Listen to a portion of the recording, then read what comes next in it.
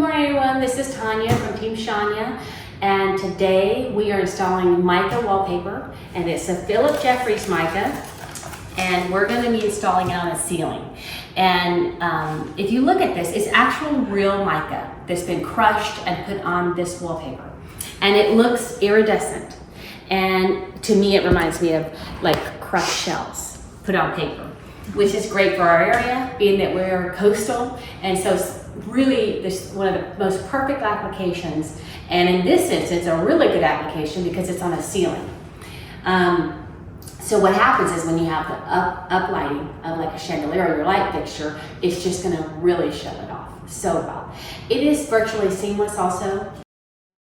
Philip Jeffries makes great natural products, and this is one of them. And so, but there are some things to know about with installation. It can be tricky, a little difficult, and disastrous. So it is good to know a lot about this product, read your instructions for one thing, and then watch videos for another. One of the things to know about this particular product is, if you go back to some of the other videos and you notice how I paste and then I fold it over and then I roll it up. This is going to be the same, but you don't want to in any manner have this paper bend, because if you see close, you can see that there's little flakes. They're actual mica glued on there. So if you fold it in half, you can see it starts popping up. These flakes can pop up and pop off. So when I do my gluing, I'm going to make the biggest fold, and when I roll it, it's going to be a roll like this instead of a roll like this. And all in an effort to have less of these little mica things come off, little mica pieces come off. Some will come off. There's no way to install this paper without a few of them coming off. They will, so you don't have to be too distressed because there's plenty on there. And so when I cut, I'm going to cut. Now, I do this. And see how it's like sticky a little bit? And you'll have a little bit on the back of your paper, but that's okay. You can still fold it this way because this is going to be cut off. So don't worry about that. I always like to do this. It gives me a little bit of a right angle, and it also helps Sean when he's installing, because he knows that it's going to be pretty much like a right angle. Okay. And if you want, we'll go look at the ceiling real quick.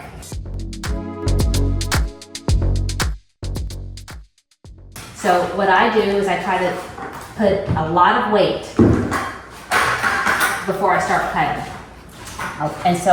And then I try to, with intention, with your blade going straight up,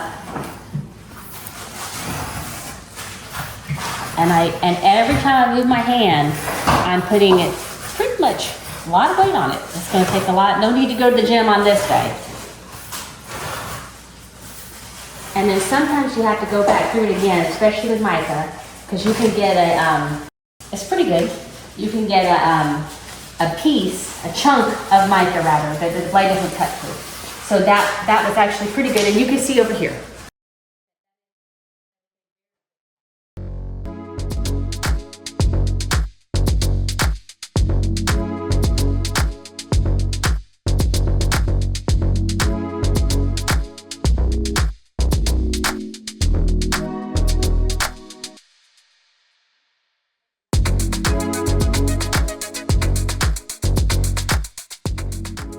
I want to show you this over here. You see that? If I move this way, you'll see the paper. You don't want to see any paper at all. And you can see right there. That is what you want, so that you have the straightest cut as possible. Otherwise, you'll have like a little hump or bump on your paper, and you don't want that. So again, I think I got one more little cut that I can do without changing my blade. I'm going to go back to where we started. And I'm going to put a lot of pressure on my straight edge. And there it is. And then we can check. We don't have any hump.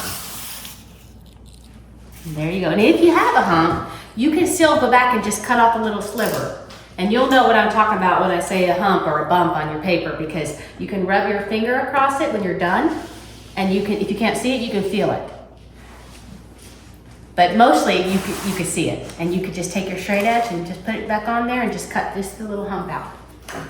Okay, so here we are with our mica wallpaper that I had glued. And as a reminder, less glue and just more work, and make sure you get all the edges really good. When I was cutting it with my straight edge to make the first piece a little bit more narrow, I was telling you one of the pitfalls of mica is that the straight edge can slide.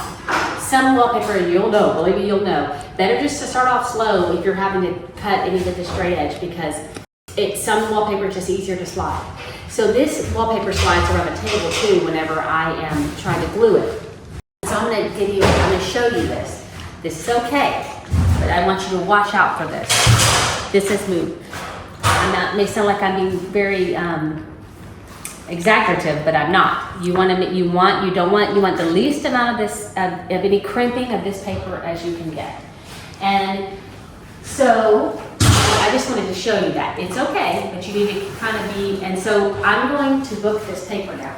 And this is a very, very specific paper for booking as well, which I already told you about, which is because it's made of mica, the mica can flake off.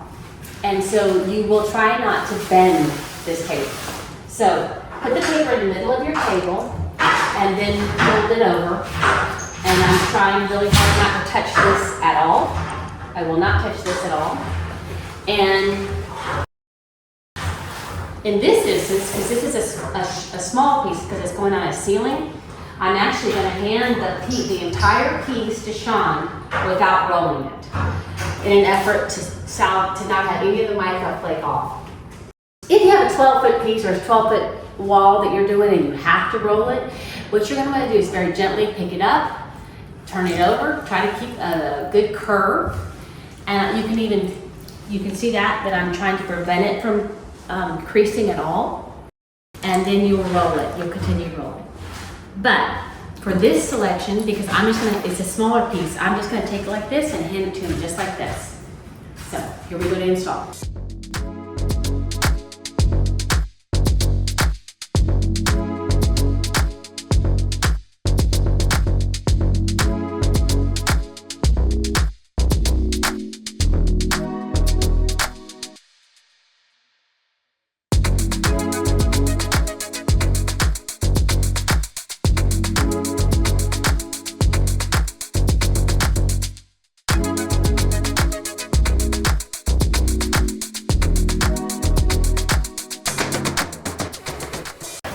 So I may have to end up cutting that out. We'll see. And I use a brush on this and always go with the paper. Very careful.